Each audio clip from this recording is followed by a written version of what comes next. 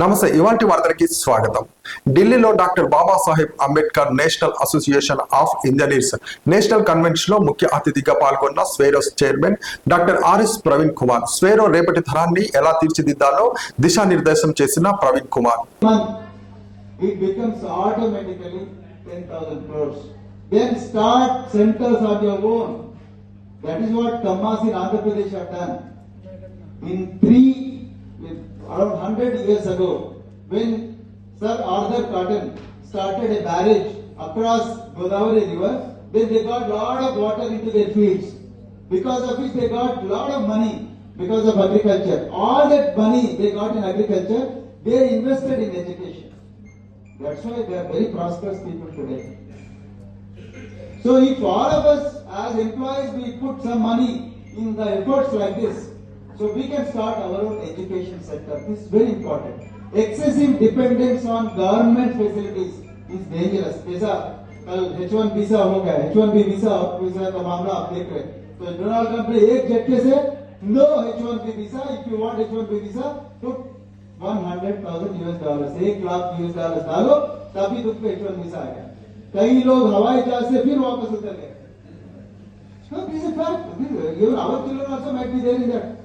But excessive dependence on any facility is very dangerous. तो नरेंद्र मोदी जी बार बार बोलते हैं आत्मनिर्भर आत्मनिर्भर. वो आत्मनिर्भर हमको भी होना चाहिए. ये बहुत बहुत इम्पोर्टेंट है, बहुत बहुत इम्पोर्टेंट.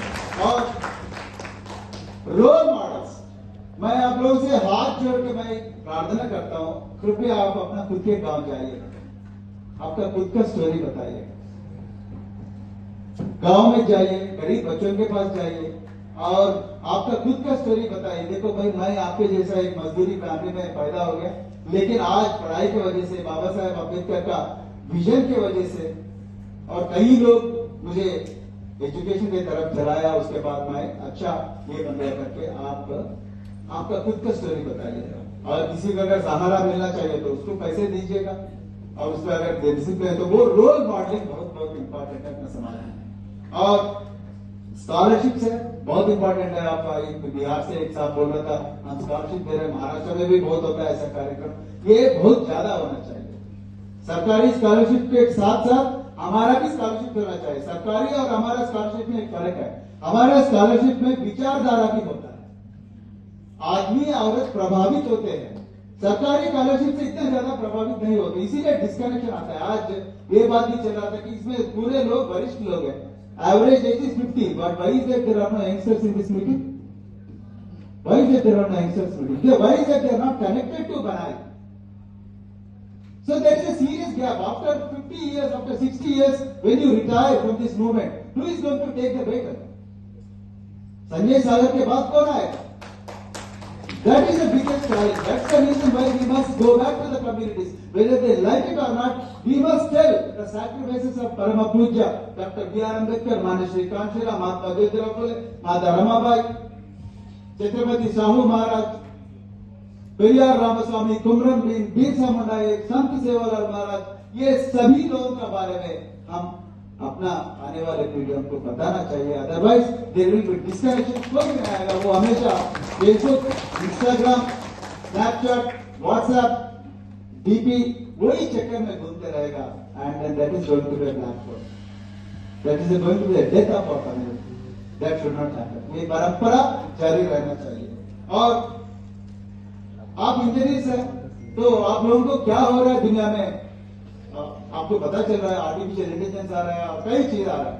हम जितने भी रेवोल्यूशन हुए देश में, चाहे वो एग्रीकल्चर रेवोल्यूशन है, चाहे वो ब्लू रेवोल्यूशन है, चाहे वो व्हाइट रेवोल्यूशन है मिल्क वाला, जो भी रेवोल्यूशन है, और डिजिटल रेवोल्यूशन है, हम हमेशा पेरीफेरी में रहे ये रेवोल्यूशन में. आज हैदराबाद और बैंगलोर में आईटी रेवोल्यूशन एकदम तगड़ा चल रहा है. Bangalore first, Hyderabad second, Hyderabad first, Bangalore second. लेकिन उस रेवोल्यूशन में, उस डिजिटल रेवोल्यूशन में अपना भूमिका क्या है?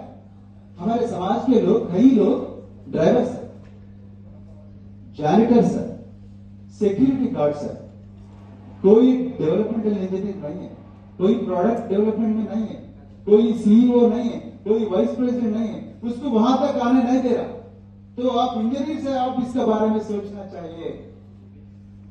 25 साल हो गए डिजिटल रेवोल्यूशन आके, 30 साल हो गए डिजिटल रेवोल्यूशन आके, इतने कम टाइम क्यों? अपने समाज के लोग कोई एक विप्रो जैसा, इन्फोसिस जैसा कंपनीज क्यों ना लगाए?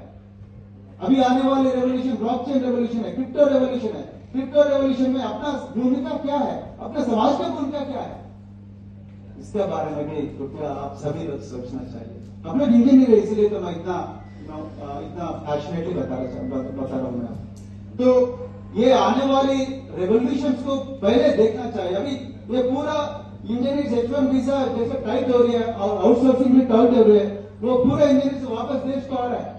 वो लोग ऑलरेडी अपर कास्ट या ऊपर वाली समाज से, जो प्रॉस्परस समाज से, अपने लोग वहां भी बहुत अन्याय हो रहा है अपने लोगों के ऊपर, अमेरिका में भी।